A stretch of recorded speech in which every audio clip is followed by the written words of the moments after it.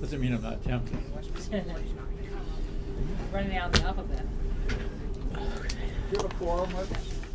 We only have 2 right now. We do not. Oh wait, no. Sorry. We do. So it's going to be Rockingham. You're supposed to sit with us. Right. Well, I'm just kidding. 6 o'clock. Harold. So you're here with us and not the high school board then?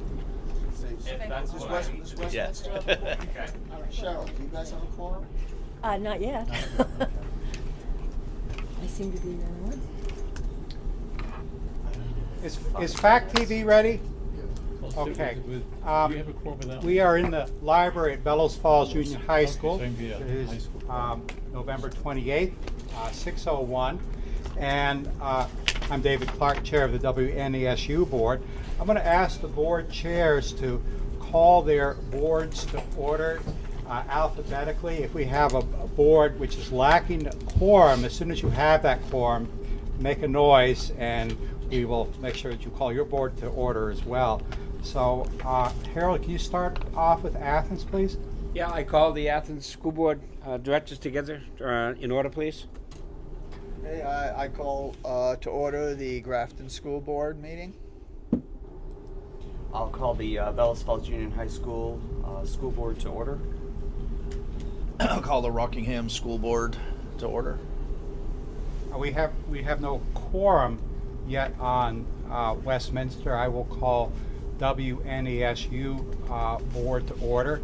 A couple of adjustments to the agenda. We will add an item called communication and public comment. Appears to be, excuse me, a fairly small crowd tonight, so we will probably be able to apply that fairly liberally. Also, I want to make note of the fact that we will be receiving a presentation from Attorney David Kelly, who is actually in the teacher lounge right now preparing for that presentation. And I think that it would be helpful for me, possibly for others, if we could go around the table and make introductions. I would also appreciate it if we could extend that to the folks out there in the audience seats. So, Ed Wells, you want to start us off, please? Tell us who you are and what boards you represent. I'm Ed Wells. Tonight I'm representing the Grafton School Board, but I'm also a member of the Bellows Falls Union High School Board. Charles Chase, I'm with the Athens School Board. Harold Noyes, Chair of the Athens School Board. Lynn Morgan on the Athens School Board. Pamela Johnson-Spurlock on the Grafton School Board. Tessa Westlark on the Grafton Board, and I guess the SU Board as well. I'm Jack Breyer, and I'm sitting in 3 chairs at once. I'm on the high school, Grafton, and SU boards. I'm Ed Bank. I'm chair of the Grafton School Board, the Athens Grafton School Board, and a member of the SU Board. Deborah Wright, member of the Bellows Falls Union High School and co-chair, just vice chair, and also the SU board. Molly Bannock, Bellows Falls Union High School, and the SU Board. Colin James, Bellows Falls Union High School Chair. David Clark, representing Westminster on the Union High School Board and Chair of the SU Board. I'm Josh Aberman, I'm the board recorder. Kristen Swartout, member of the Rockingham Board and the SU Board. Rick Holloway, Rockingham School Board and SU Board. Cheryl Charles, member of the Westminster School Board and the Supervisory Union Board. And I'm Rick Gordon, I'm saying Westminster and the SU Board. Edie Lou Cole, I am the business manager. Chris Pratt, Superintendent of Schools. Lynn Carey, Assistant Superintendent.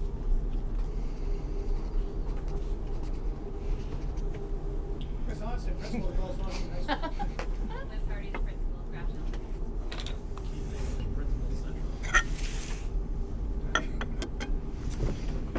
Doug Cussy is Principal of Westminster Community Schools.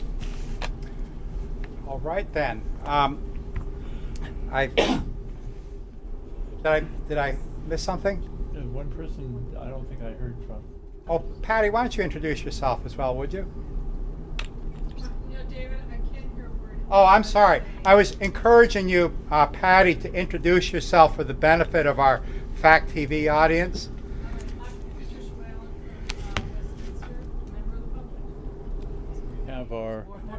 We have a quorum coming from Westminster. Mm-hmm, we do. More than a quorum. When the Westminster chair is ready, you can call this board to order and introduce I'll himself. call the meeting to order, the Westminster meeting, actually. We've been going around the table making introductions, so if you could. Hi, I'm Elise Manning from the Westminster School Board. Yeah, you can introduce yourself. And I'm David Major, Chair of the Westminster Board. And, excuse me, sir, down on the end, who are you, please? That would be you, standing up. Stephen. High School Board. Okay, good. Are there any communications and public comments at this point in the meeting? I'm not hearing any. Then let us then continue with a. I guess we should be discussing next steps,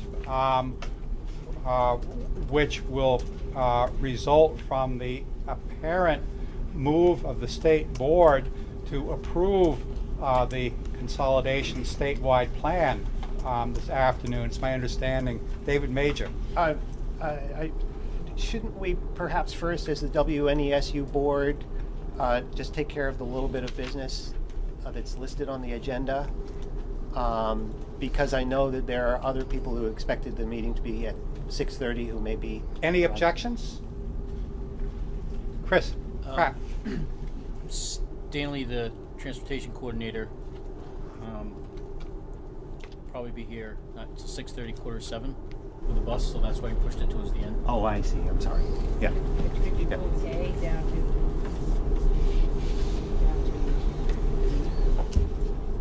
Executives there? We need A and B, so we can hear what he has to say about those. Yep.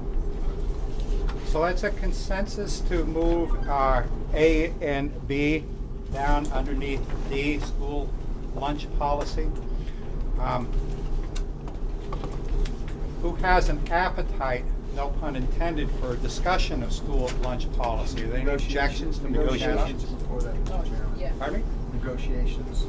C, is there still? C. C. Okay. Want to speak to that? Well, in that case, I'm going to actually ask the negotiations chair if she could speak to that. No. You're the chair. I'm the negotiations chair. The negotiations committee met at approximately 4:45 and discussed organizational structure. I'm the chair, but excuse me, Deb Wright is both our negotiator and spokesperson when we actually have an opportunity to sit down with the teachers, and Superintendent Chris Pratt will be issuing an invitation to the association to meet with us. And have I missed any important points? No, I'm just letting people know because they don't that well. I have 4 years of municipal negotiations with the municipality of Proctor and Villas Falls, and it was between me and Jack basically on who would do that. And I'm becoming swiftly familiar with how this all works, and working closely with Chris and the other members of the negotiating committee to make sure I understand what has been done in the past and what we're looking forward to in the future. And what's the schedule? Chris is going to contact the teachers union, their president, and let I'll be them know reaching out he's to ready them to talk. tomorrow. We spoke to them this morning, and I'll follow up with them tomorrow. So no next date just yet. Any questions about negotiations? Okay, let us move up to item D, school lunch policy. What do you have for us on that, Chris? I know with all the discussion, it was a policy that came to my attention that we wanted to start to look at, and because we do have our new lunch program, and start reviewing that to see, based on that, how it differs from when we were using a company rather than our own lunch. And so I would think that it's my understanding that the policies that have been moved to the SU level, they'll be discussed there and then pushed out to the local districts for further review before approval. Is that correct? So I know next week, I believe, we have a policy meeting scheduled to start the process to looking at policies. And one of those would be on that based on the change in food services this year. Who's on the policy committee? We have a list of. Oh yeah, you are. Okay. And Jack was. Same about lunches, or is it just program? Questions? Presumably still are. Questions under school lunch policy? Are there any? Okay. I see a couple. Oh, we do have. Okay. Your question, please. Well, I just wondered, based on some discussion and the action taken in the Wyndham Southeast, whether we as a group are going to look at the possibility of providing free lunches for all students as a policy, as has happened in the Southeast. I don't feel qualified to answer your question. I can tell you that there has been some informal discussion about moving in that direction, but I don't believe that there has been much analysis done. Ed? I would recommend, Mr. Chairman, if a particular member of the SU board would like to form a committee to look at that and report back to the board, we could add that to committee lists and start some preliminary investigation in that guise. Your superintendent. Lynn and myself and Dr. Carey had looked into that, and that's the universal free lunch program, and currently the only school that qualifies is a central school. Jack?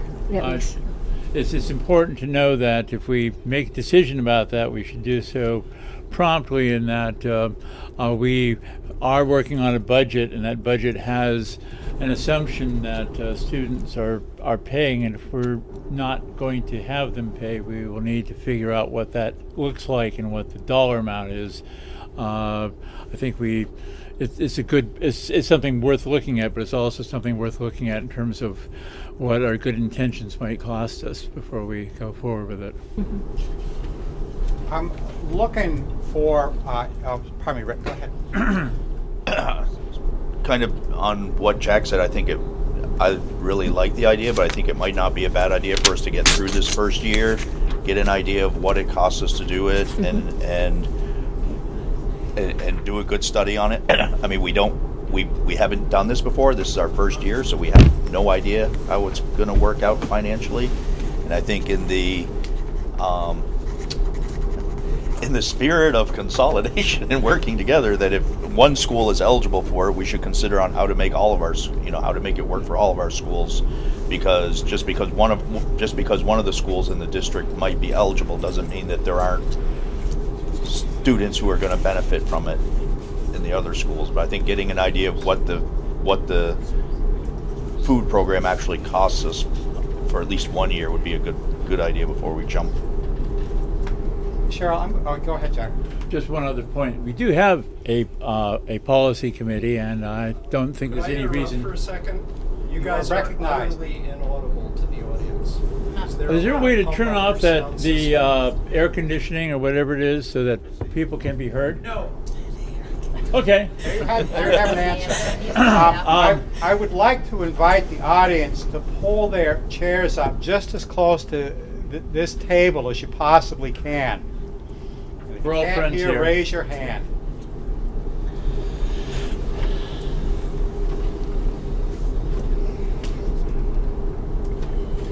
Jack, you were speaking last. Yeah, I usually am loud enough to be heard across the hallway. I would I would suggest that since we do have a policy committee, that it's perfectly legitimate to ask the policy committee to take a look at those numbers as part of any recommendation they'd make, and either recommend to bring something to the board now, or more likely suggest that we defer it to the following year, but keeping an open mind either way. Might as well use those committees while we have them. Cheryl. I agree with that, and I agree with Rick's comment. I think we need the analysis that the superintendent is working on first. It's just something I want to do again, raise. Thank you. Thank you. All right then.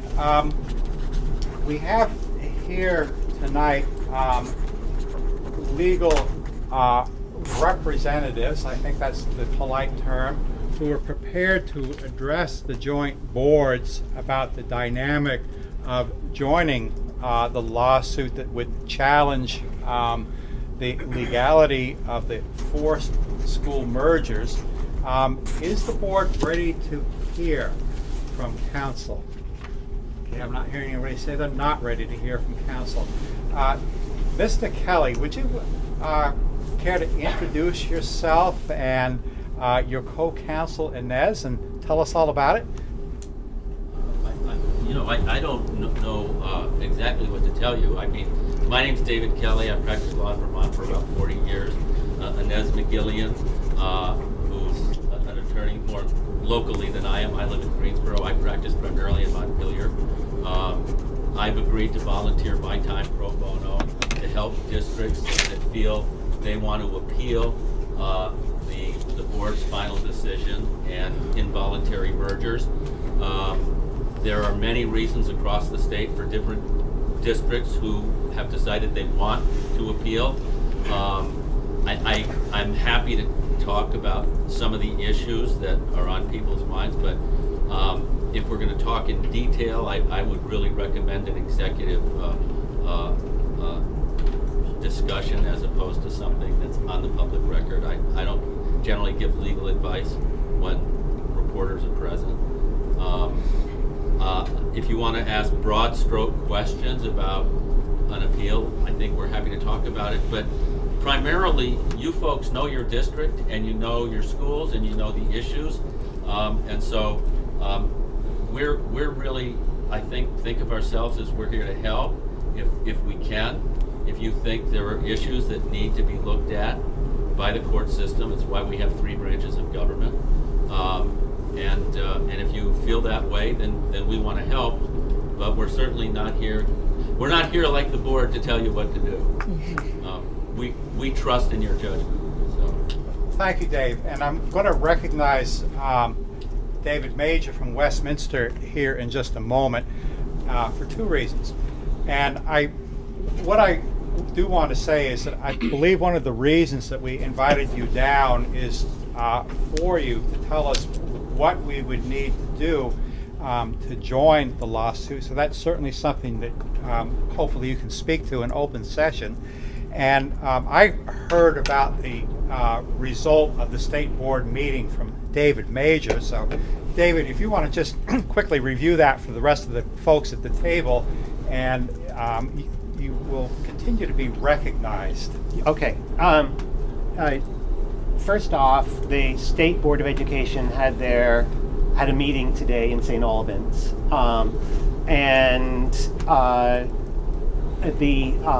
while I wasn't there, I heard what the end result was, which is that they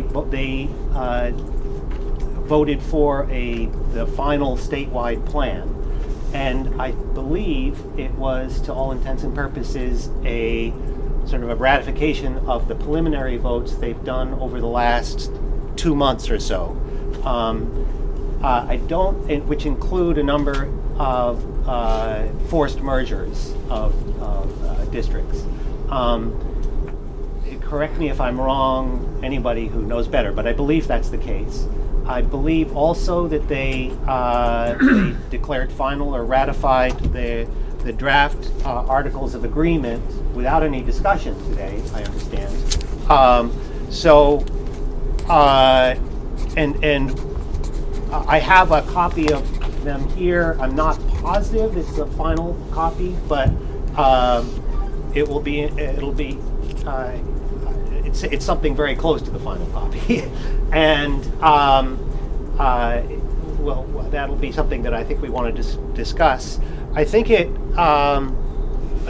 may be useful to throw out what we all would like to hear from you, David and Inez, and then you tell us what you're comfortable with talking about in open session, and what we want to reserve for executive session, perhaps. So, if I may, I'll just throw out several questions, and then I think maybe it'd be best to just take other questions that people might have, and then perhaps Josh, you can read them back to us or something, so that we don't lose track of them. But then decide what you want to talk about in executive session and what you don't, so we don't just muddle around too much. Does that sound reasonable? Jack's got his hand up. That sounds reasonable to me. Okay. I need the chair to be aware I have my hand up so he can call on me. David? Busy. Wave my general direction if you would. Yes, sir, Mr. Thank Breyer. you. There are boards that are directly affected by consolidation, and some of the other boards may wonder what this has to do with them. High school board may wonder, the SU board may wonder, the Rockingham board may wonder. And the reason why this is an item that is of concern to all boards is because in the period leading up to the final resolution of whatever happens, we have a situation where there's potential for a great deal of confusion. It's not entirely clear as to what the construction of the SU board looks like during the intervening period. It is not clear to me necessarily what the high school board looks like. And when we're in the middle of budget cycle, when all this is happening, virtually all governance across the SU is affected at some level. And it's important that everybody understand that, because we may ask those other boards to get directly involved with this, because you have skin in the game whether you want to or not. And so it's important that everybody hear what the issues are and make a judgment as to whether or not you want to support fiscally or run away from this part of the discussion, because it does affect you all. And I hope that you'll be part of the executive session of the three boards that are having the problem, the most immediate problem, but understand that we may ask you to either support us with a resolution or support us with joining as an interested party adversely affected by the situation in front of us. Mr. Kelly, can you give us any advice as to whether the boards which were not named for merger, in this case Rockingham and the Bellows Falls Union High School, would be able to become parties to the suit? And that invitation extends to Ms. McGillian as well. And there are all kinds of reasons why they might consider the impact of withholding small schools grants from your feeder elementary schools is going to affect everybody's budget. Quite frankly, cutting teachers at the elementary level are going to have a big impact on students coming into the high school. There are just an endless number of issues that are going to impact the high schools and the union high school. I don't know how long of a list we want, but certainly there are the union schools would have standing, and there would be issues that are going to have a lot of impact on them and their students. Thank you. Questions from the board? David Major. So I'll read off several questions, which perhaps you don't want to answer yet, and then and maybe invite others to come up with theirs too. What is the timing and the details of the lawsuit or the appeal? I'm not sure what you want to call it. And on what basis are you constructing that appeal? That is votes, debt, takings, that kind of issue. Another one. Can you help us boards and the board members decide if and to what degree we should be complying with the state directive or the articles of agreement that are being imposed? That's an immediate one that we're all going to have to deal with very quickly. Could I put an addendum onto that question, if it would, because it's really germane? Is what are there any penalties, and if so, what are there for non-compliance? Mm-hmm. Yes.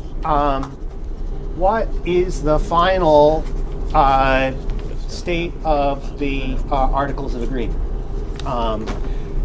Then how do we proceed with budgeting? It's a connected question, but how do we proceed with budgeting? We're in the middle of it right now. This seems to totally throw it off. So how do we proceed? And then similar question, how do we proceed with town meeting reports and town meeting warnings? This is the time of year when we're all putting that together, and we don't, we're left wondering what to do. And then my final question is, how can we help the work of the legal team? So I want to throw those out. Josh, did you get those? Yes. Okay. The easiest question to answer is your last one, and you can help by writing out a list of all the things that will be made difficult for you in the next 2 months, because all of those sort of indicate why this lawsuit is needed, and that will be useful to us for the stay or injunction that we seek. I think the other questions are really for executive session. The first two questions, I think, are absolutely for executive session. The questions about the small schools grants, I mean, I'm not sure we can even answer. I think it's inexcusable that you've been left hanging in the middle of a budget session. There's no excuse for it. There's no reason for it. It shouldn't have happened. It is a good reason to go to court. But I think the other questions really belong to executive session. Stephen Major. Another question to add to that would be, is this new district with less than the required number of students for a joint district, even in compliance with Act 46?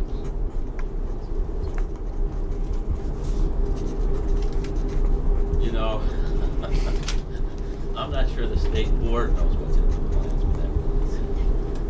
I'm not sure I can answer that question. You know, everybody is kind of flown by the seat of their pants. You know, we have board members who have acknowledged that they haven't even read the alternative governance proposals they've been given.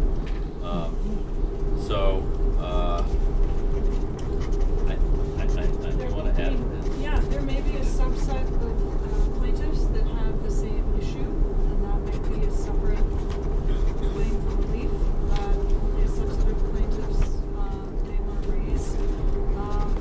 You know, it's a strategic decision what claims are most likely to bring districts relief.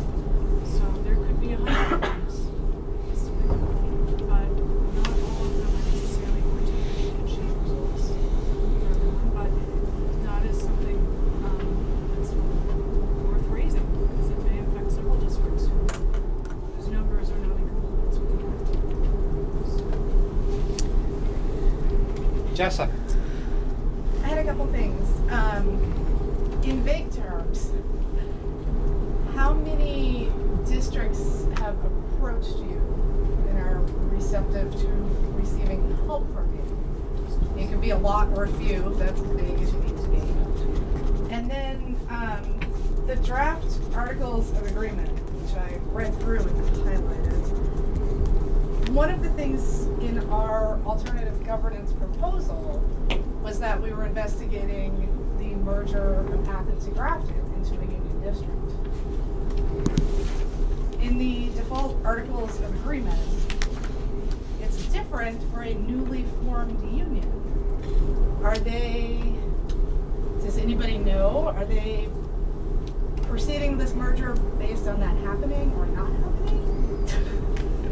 For example, do we have two chairs or one chair from Athens and Grafton that would be participating in this consolidating interim structure? There would have to be two because the two are not intertwined. I've got to ask a lot more questions. What exactly does the final proposal that's been issued by the board today say with respect to that? Our alternative governance proposal? No, what does the board's final decision today say? I don't know that. The state board you're talking about. Right. The three districts will be merged. It says the three districts will be merged into one. Yes. That's what the order says. Then that's what you're going to have for those three districts. You've got one board.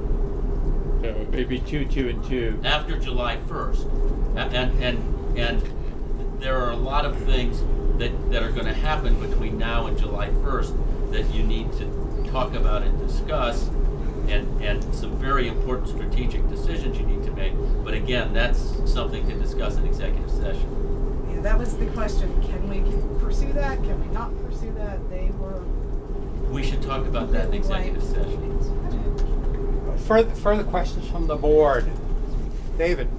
Yeah, one that I forgot to mention up front, which is that I know at least the town of Westminster has, with all three towns have voted to join the legal appeal. The town of Westminster at this point has, and perhaps Athens and Grafton too, I'm not sure, has a letter of engagement to sign, which has been reviewed by our town attorney who's here. And maybe we should be. Is this meeting the time and place just to finalize that business with? This would be a good time to finalize any business like that. That's for sure. Yeah. I have a letter of engagement from Athens. I have one from Dummerston. I have one from Wyndham down here. I don't have anything from Westminster. I have a questionnaire that we sent to districts that were interested answered. I don't have a letter of engagement from Westminster. Right. And the letter of engagement from Grafton went out to you yesterday. So Okay, I don't have a letter of engagement from Grafton in my notes. Yeah, like I said, it went in the mail to you yesterday. You should have it. David, just procedurally here, what I would like to do is finish up with board open session questions. Go to the audience and find out if there's anyone sitting out the other end of the room who has any questions about the litigation. At that point, I think that it would probably be timely for the Athens, Grafton, and Westminster boards to move to go into executive session to discuss potential litigation with counsel. And then Mr. Breyer, for one, knows the way to the teacher lounge where we typically in this high school have our executive sessions. Are we inviting the Rockingham and the... Not at this time. Okay, that was a question. So would we recess or would Well, no, we still have. Can we we'd finish still the be in other session? as the We key business? We can't deal with it until the person handling the buses comes. Right, but he's going to be here soon, so I don't want to go into executive session. We'll do a head count and see what we have left over for a WNESU quorum, Jessa. I believe we could dispense with that perfunctory business if we have a WNESU quorum. However, it's critically important that the boards which have announced their intention to litigate have the opportunity to take timely counsel from their counsel. Board questions. Cheryl Charles. This is a process question, if you can help. It was my understanding that nothing would be submitted in the form of a legal action until today's action by the state board was taken, so that we know what their final decision would be. What kind of timing might occur for the suit to actually be submitted, and what kind of relief might be possible were someone to take action to, because I'm not an attorney, I really don't understand this, but what are the steps that might assist those communities that are trying to? And you can't do just in general terms how that kind of works. I'm thinking. The answer would be soon. Something will be filed soon, and relief will be sought quickly. Well, that's perfect. Well that's perfect. Thank you. More questions before we go out to the audience? Okay, we got some people in the back of the room who obviously are interested in what's going on in light of the state board's actions today. Anyone who would like to comment or ask questions, would you please stand up and identify yourself for the Jody, go ahead, for the benefit of our recorder here. Jody Norman from Dummerston, and I'm curious because a lot of us have filed with this the letter of intention, and are we going to be able to be part of the executive session when we learn about more what's going on, or are we going to? Is it just going to be Athens, Grafton, and Westminster? Has your board warned a meeting for tonight? No. Then I would be at the discretion of the boards, which are warned for tonight, whether they wish to invite you into that executive session. Further questions from the back of the room? Anyway, so. Yep. Further questions from the back of the room? Anyone? Okay, in that case, if we could go ahead, beginning with Athens, to call your board into executive session, if you're ready, Harold. Yep. Do we ready to call the Athens School Board into executive session? For the purpose of discussion of litigation. Okay, for the purpose of Meet discussion with of counsel. litigation. Okay. And which public? Did you get a positive vote from your board? Yes. Yep. How about I call the Grafton? I call the Grafton School Board into executive session for the purpose of discussion of litigation and discussion with counsel. All in favor? Okay, so go. Westminster. I move that the Westminster Board go into executive session for the purpose of discussing litigation with counsel. All those in favor say aye. Aye. All those opposed? Great. Okay, well, Jack, why don't you lead the I will contingent? show you the way. David. Yes. May I request that those boards invite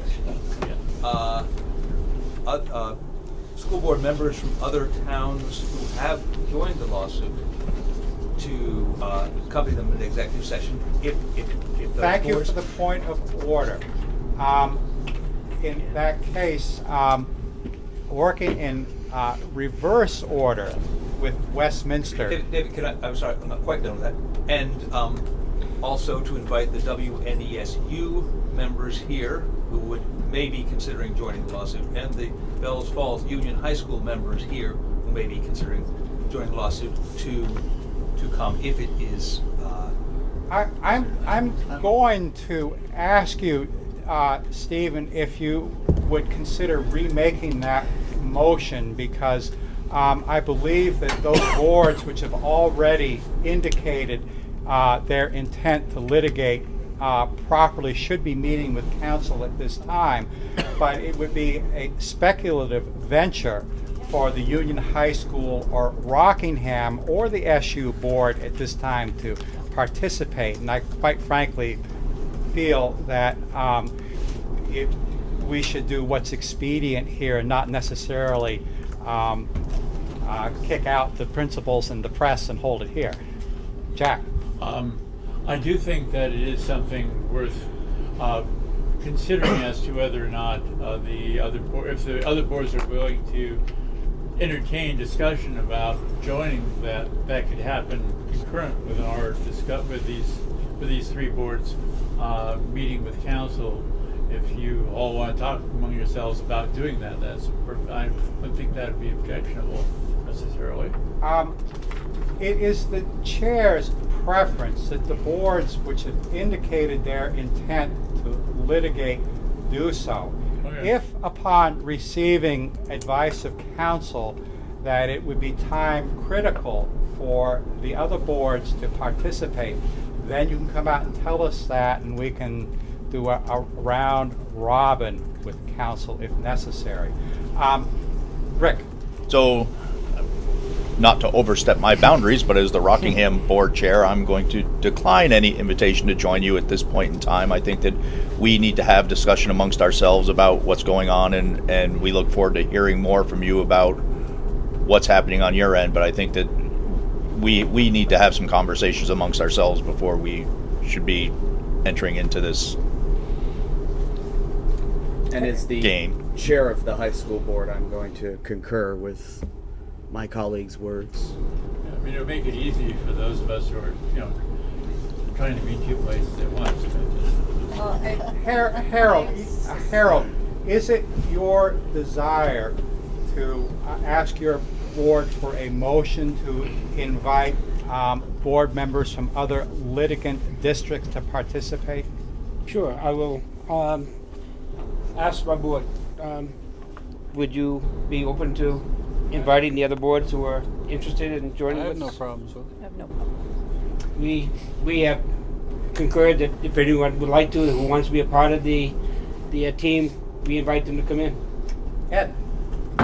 I'll put it before my board, and then I'll make a statement. So if the board would like to invite others in, we can move to do so. My personal thing is that I believe that the three boards need to meet with our representative right now without any additional input from other members of the SU board or members of other boards that are not part of our SU.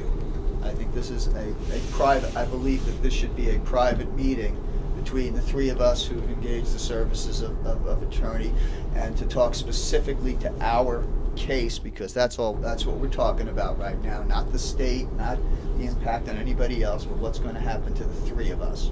That's my take. I would vote no to inviting others, especially because we haven't asked the attorney if he's interested in speaking with us amongst a larger group that has not engaged his service. Exactly. So I think we should meet. Let's meet first. The only question I have is, being chair of the Union High, being that the union, we have students that come from your town. So my only question would it be appropriate for the chair to sit on it as a... But we haven't even talked about it either, so correct. But I was just making that point, and too. you would never be part of the lawsuit. Right. Yeah, correct. Okay, you would feel the impact of that lawsuit, potentially. Okay.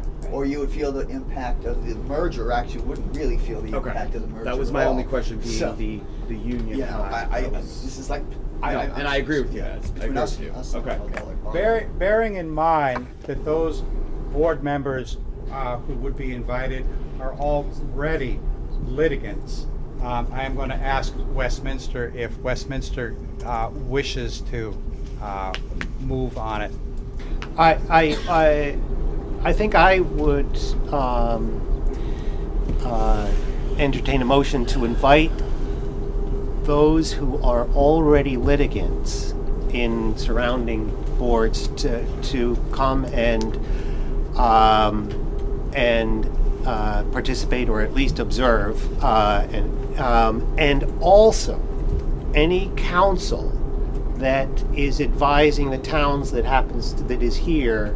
There are individual Athens, Grafton, Westminster towns. Also, I would like to invite. I know at least one of them is here, and it would be useful, I think, to have his advice. So, Josh, do you have that motion? It was a comment that you would entertain such a motion. An entertain motion. Correct. So I'll wait and see whether any board members, Westminster board members, would like to make that motion. So moved. So moved, said Elise. Okay, Sure. so Elise made the motion. Any further discussion? All those in favor say aye. Aye. All those opposed? So Westminster would be in favor of inviting any litigants and counsel.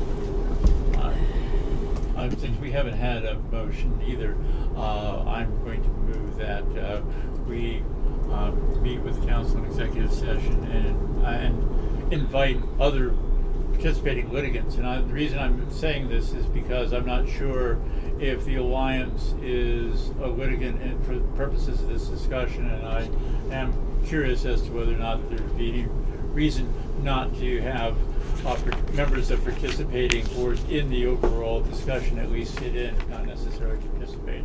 I'm going to stop you just a moment, Jack. Did we get a motion from Grafton, No. John? No, okay. Okay, so you recognize that as a motion then? That's why I'm making one. He's making the motion. Okay. Okay, discussion from Grafton.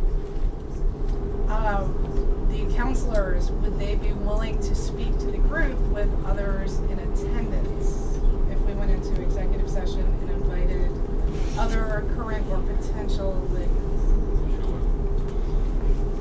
Okay. I am fine with us meeting under those rules. Yes. Jack made the motion. I'm opposed.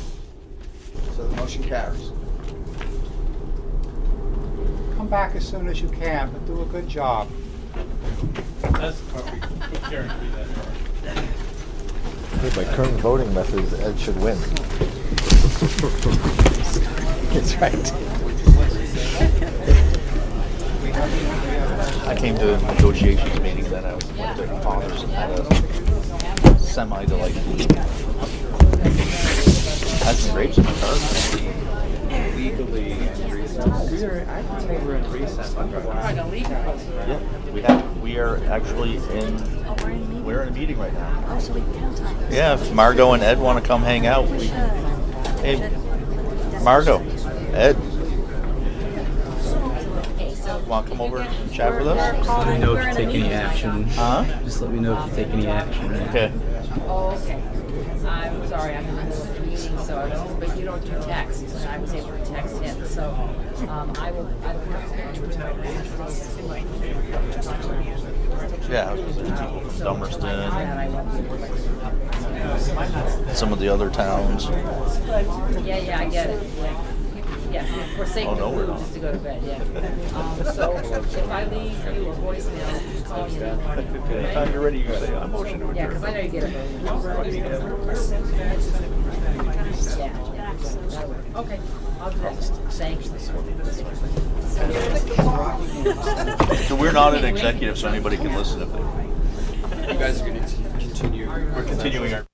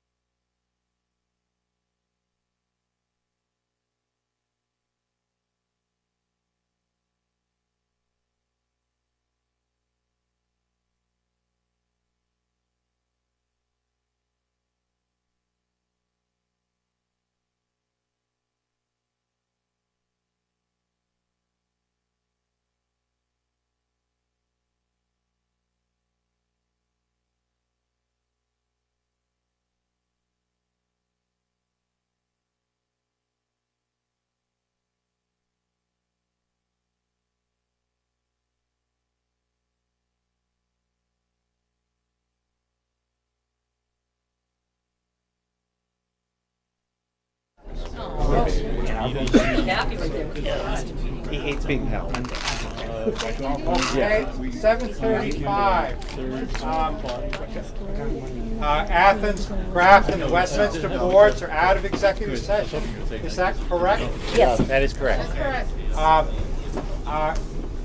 Has either Athens, Grafton, or Westminster individually or collectively wishing to take any action as a result of that executive session? I believe Westminster.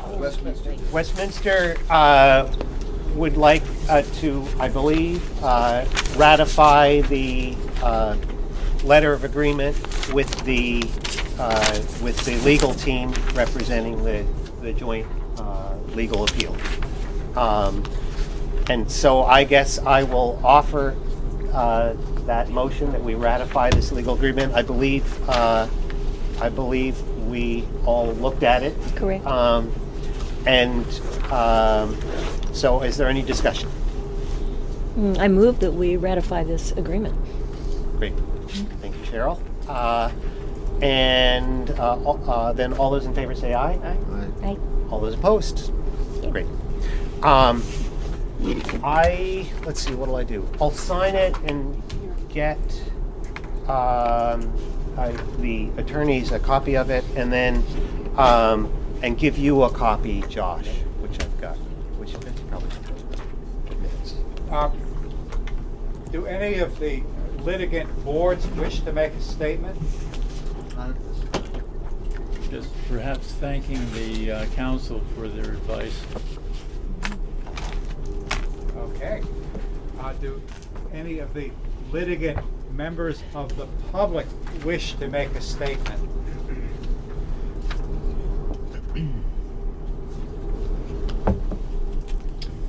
Well, all right then, David. And I'd like to thank you all. That's my statement. I'd like to thank you all. We have a very different situation in our part of the world, and I'm very appreciative. For the record, please, if you would tell us your name and your part of the world. Thomas Ehrenberg. I live in Putney. Thank you. And as a citizen, because our board is not involved, but as a citizen, I thank you for being prepared to take a stand. On behalf of these boards, you are certainly welcome, Thomas, and thank you for getting involved. David. One of the things that we did not get clarity on in our executive session was how we as individual board members and boards proceed given the sort of the different pressures on us. And so I have a couple of sentences that I put together, helping me decide how to proceed, and I just thought I would read those if I may. For me, it is important to recognize who I am as a school board member. That helps me decide what to do in the event of the forced merger. I became a school board member because I was elected by the citizens of the town of Westminster to oversee the administration of the town school district. I was not elected by the citizens to dissolve the school district or sell the school or see to the creation of a multi-town school district. As I see it, I do not have the authority to do these things because my authority stems from the citizens of the town. So I will not because I cannot. Thank you, David. Is there any other business to come before the local boards at this time? I'm taking that as a no. If that is the case, I would like to return to the WNESU agenda. We do have a couple of items that we need to act on, and that would be a bus purchase, approval of funds, and approval to sell or scrap the 2010 International. And I presume that administration can speak to these items? Yes. Chris? Yes. So Stanley Gugis, the transportation coordinator, had come to me and last month we had one of the buses go down, which leaves them short on a bus. It's a 2010 bus, and we looked into getting it repaired. First, we were looking at just selling it outright. We'd get about $1,500 for it. And so I said, let's see what we can do. What's the cost of repair going to be moving forward to get us through the rest of the year? So the quote came back for that for $11,966. That's for a $1,500 bus? $1,500 bus. So if we did the repairs, at the end of the year, we'd still probably only get about $2,000 for it. So I said, okay, so, that's what's going to cost us for a new bus. So we got us some quotes. We got some from Craig Allen, which he has two, and it's right over in Gorham, New Hampshire, it looks like, by Cressy and Sons. And one quote is $82,177, and that's a bus with all the bells and whistles. Another one is $81,246. That's a bus that doesn't have the undercoating, but it has all the other stuff as a bed liner, fuel tank, anti-corrosion options. Those could be available within 10 days. And then O'Connor's has looks to me like a base of the line bus for $88,000. So we got the quote for how much we'll get it fixed. We cost how much it would be to sell it, to trade it in, to get money for it. As you can tell, we're not getting all that much for it. So I asked Edie to look into what it would be what the cost would be to the board for adding another bus. What the bank options would be. I'm going to ask you for the financing in just a moment, and I do see your hand up, Ed, so I will speedily recognize you. I would like to know if there is an administrative recommendation. The recommendation from myself and the transportation coordinator would be to purchase the new bus. Ed? Now, is that going to be propane or diesel? Propane. Is that right? No, Is this one here? diesel. It takes 3 to 4 months to get a propane bus, and we really can't wait 3 to 4 months, so we're going to have to take a diesel. Did that answer your question, Ed? Yeah. Well, I guess one follow-up to that would be, is there a down-the-road conversion option that would be looked at? Or I was under the understanding that was the direction moving in, but I know timing-wise that obviously... Right. I think because of the timing, the conversions can get quite costly, so we probably still have this one diesel in the fleet if we chose to get it, and it's only because, like he said, we can't wait the 3 months for the propane option. Ed Bank. As we've done in the past, because that's a big budget hit. What about a lease? Well, that's what I called the bank. They gave me a quote. We can either pay it back in 1 year, and it would all go in, the cost of the bus would all go into the budget we're working on now.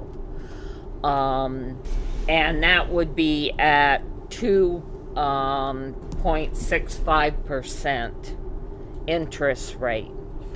The other option I asked them about is, what if we paid it off over 2 years so that we only have to put half of the costs in next year's budget, and the interest rate would be 2.9%. So, Michael, once again, my next question is, what about a 1-year lease to get us through, or a 6-month lease to get us through, and then we go buy the propane bus that we really want to get? Right.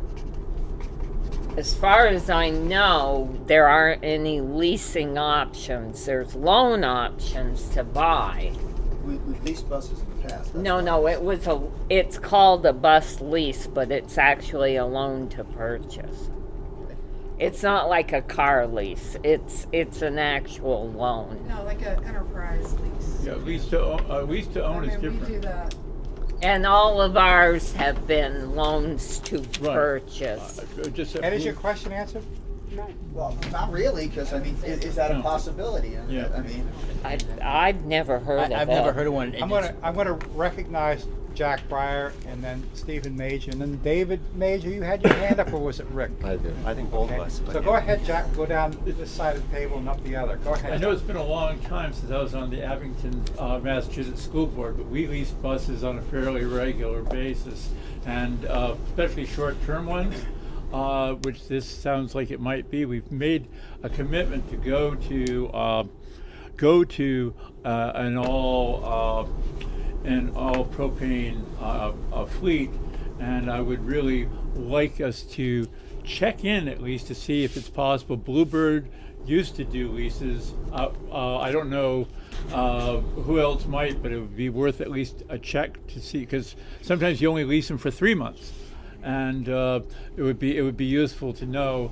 I don't want to be buying a bus that we really don't want. Would like to get rid of as soon as the year's out anyway. So there's that. And the second question is, I noticed that in our budget proposal for the SU for this coming year, we are adding a bus. Is this the bus that we're adding? Is that what this is all about? Yeah, and I will remove it very clear depending. in our discussion. So essentially, what you're really asking for is not to budget for next year. You're actually asking to go over budget for this year. Would that be correct? No. It's in next year's budget. I put it in there and explained that this would be discussed at this meeting. And depending on what the outcome was, I would adjust the FY20 budget accordingly. Either take it out, take half of it out. But yes, that was why there was the third bus. Stephen? I just want to note that this $88,000 bus will be depreciating about $9,000 in a year, and it'll cost us $2,000. We get $2,000 from selling it at the end of the year. We're actually made whole if we make the decision to. It seems a lot of money to put into a bus, but we actually are made whole by repairing this bus and using it during this same period of time that the new bus would be depreciating. So if we were to choose to spend all that money and repair this bus, we would have plenty of time to get a propane bus, and we would still be making a perfectly logical financial decision. We would also perhaps have the luxury, if it was still running, to keep it on. So I just want to point out that it's not a bad decision, even though it looks like a lot of money. It's not a bad decision to repair it, because what we're doing is we're then depreciating something that we already have, as opposed to buying something brand new and depreciating it rapidly. David Major. I was wondering whether there's any possibility that the manufacturers of the propane bus would give us a quote of 3 months lease or 4 months lease while they made the bus, and then provide a brand new bus. Whether that's something that we could ask them about it. Oh, we can ask. Certainly. Rick? Yeah, I mean, it's sort of the same line. See, I'm curious, a 2010 bus sounds new to me. Is that the typical length of time for a bus to be? We usually run them about 10 years. Yeah. So Well, this one's the only international we have, and it didn't make it the 10 years. But so, I mean, the other thing that I'm always surprised school districts never look into, but there's a huge used bus market, and certainly a lot go down to Guatemala that are really old. But this, to get us through the year, there are buses that are out there for less than $10,000 even. They depreciate so much, but I believe they pass inspection, they're safe, but I don't know if anybody's looked. There's a very large used bus market. And either we repair this, I think Steven's got a good point, either repair this, or you go look for a $10,000 bus that will last at least a year. It might last longer. You don't know. And has that even been considered? I think we too quickly go to buy a new bus as a solution. Well, in this case, we did look. Right now, there aren't any buses around here that we can get in the time frame that are used. And if we do, we're usually, people are giving up their buses for good reason, and we're actually inheriting someone else's problems. Yeah. So that's the problem with a used bus. But Yeah. Okay, the chair is going to recognize Colin James and then Margot. Was that your hand, Rick? Okay. Go ahead. Few questions. I think $11,000 to fix a bus. If we went down that route, that's insane. That's a lot of. You're talking that's a lot of money. The other thing is, are there money set aside for situations with buses that break down? Because God forbid, what happens tomorrow if another bus breaks down? Are there? We do have money in repairs and maintenance. Okay. And this would eat quite a hole in that. Margot?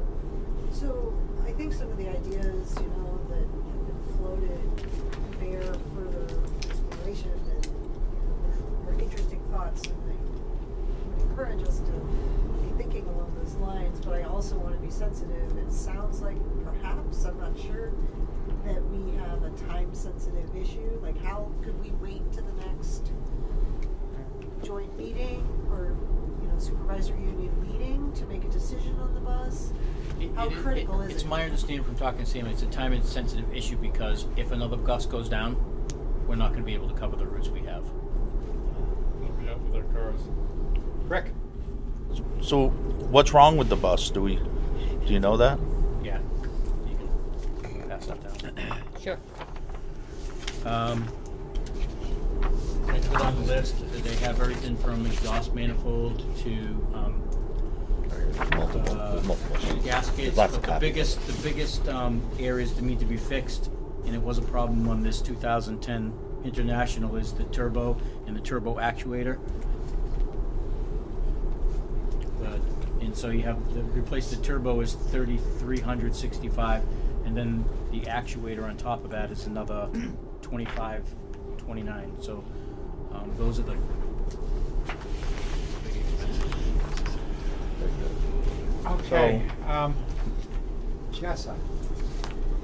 I have a multi-part question, and I'm not being accusatory. One, I found a company that can have a rented or leased bus here in Vermont in 48 hours. I don't know how much. It could be a lot.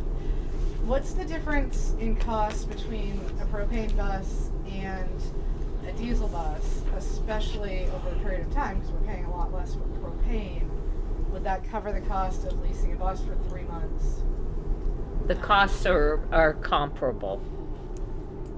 If you buy a propane bus and you buy a diesel bus, they cost about But the I mean, same. down the line, we're spending a lot less in propane. Yeah, than and we they're are in cleaner. They are cleaner. What was the company?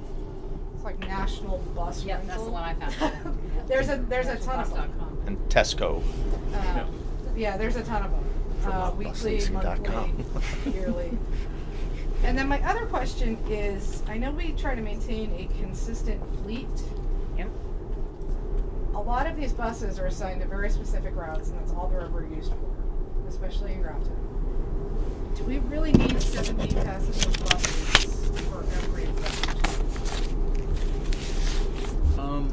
I asked the same question in regards to would it be cheaper to get a smaller bus for, I think a smaller bus was around 22,000, I believe it was. Yeah.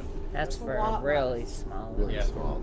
I mean that's like a 17. 17, I think, passenger bus. And Jessa, do you have a follow-up question? I can just respond to that. That the typical bus answer to that is the difference in price between a 70 passenger and like a 50 passenger is so small that I was it's thinking like 30 passenger. yeah. That usually, I mean, I'm just saying what they tell you is I mean, that you said seven. What'd you say? But that's 17 passenger is around 22, a little over 22,000. So Yeah. and that's too small for our Yeah. needs. So up from there, I don't know what the cost is. But it's around. Rick, did you have a follow-up question or comment? Well, I agree with Mr. Major on the other side of the room, and I heard Colin's statement that seems like a lot of money, but as somebody who deals with large equipment on a regular basis, that it's a big ticket item, but it's not as like ghastly as one might think if you're used to dealing with cars and household things. But when you get into larger equipment and repairs and stuff and looking over this,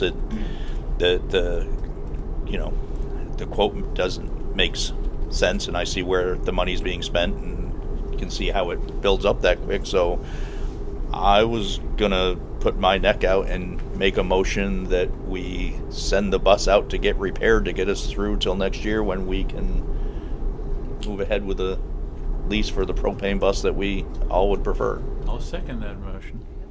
Okay, we have a motion and a second. Josh, you have the motion? I do. We are open for discussion under the motion. Is there discussion? Rick? I'll just make the point that it may last longer than a year. It may last less too, I guess. But it's not saying that we have to get rid of this bus come June unless the rest of the bus is in bad condition. I mean, this is pretty significant engine work by a very good member of our community. The bus may last more than just till June. Jessa. Just to Colin's point, that $11,000 does sound a little insane, but just having driven a diesel pickup truck, the cost for the turbo replacement on your average like F-250 is like $5,000, and this, so it's really not what's on here. I don't think it's just a lot of things, but none of them are. I think just my concern is, I can listen to Mr. Holloway's comment, and I can agree with him or disagree with him, but it just gets to that point where what do we do? Enough is enough, or do we just keep? It's might not be a lot of money, but it kind of is. But it's just. Do we have a rotation schedule for bus replacement? When will this one be due to be replaced? If it's not. Well, we're trying to get rid of the 2008s. And every one of the districts, before we consolidated, bought buses that year. Right. Lots of buses. Good. So I think we still have one 2008.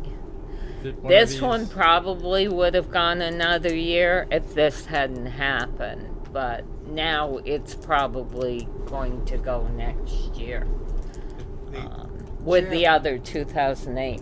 Thank you, Edie. The chair recognizes Deb Wright and then Ed Bank.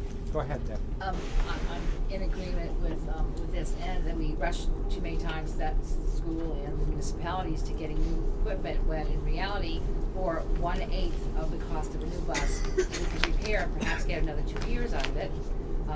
Perhaps get it to its regular schedule of 2010s getting replaced, which makes perfect sense to me. It's not that much money when you think about the size of the item and what you're expecting to get, and then you get what you want for $11,000 as opposed to. Thanks, Deb. Ed.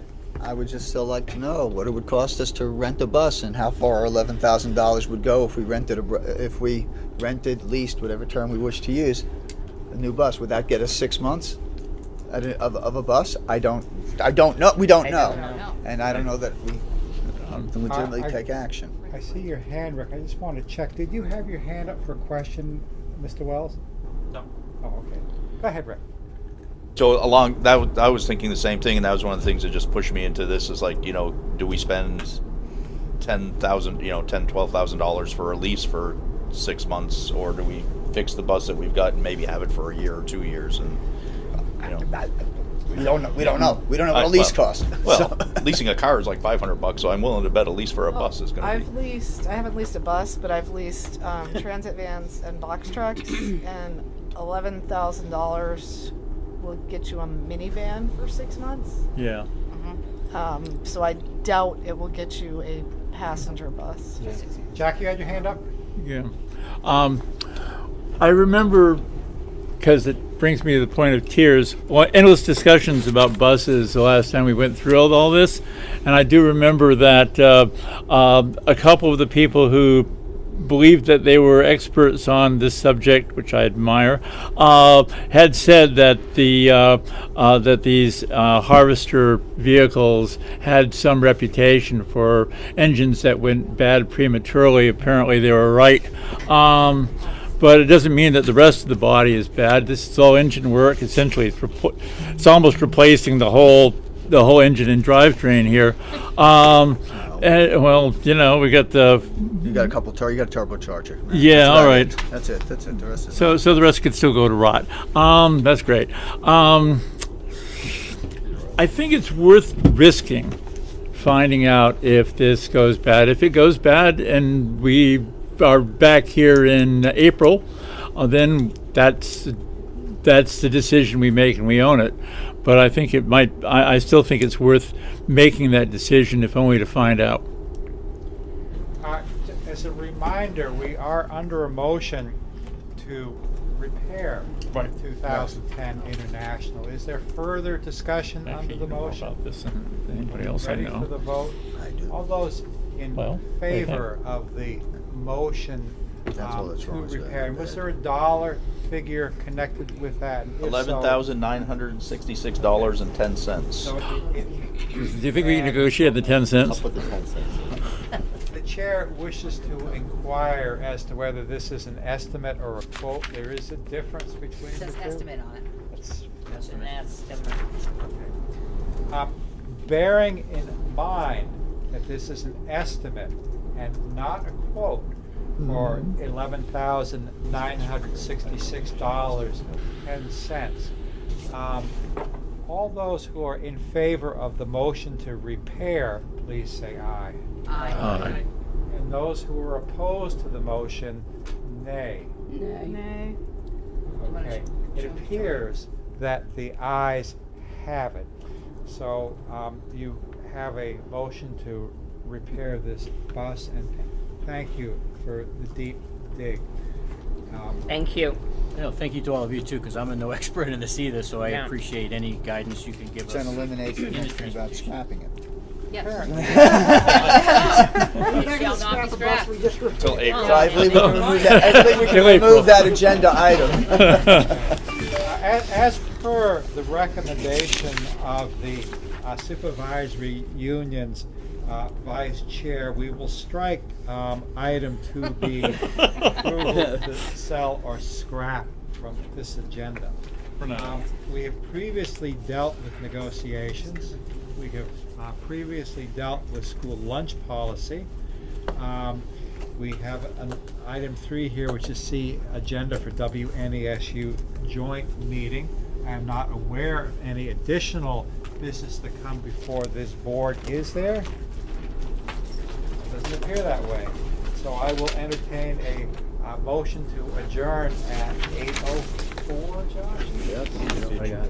Okay. Then we have to go through individuals. So, and as my high school board chair points out, that would be the board would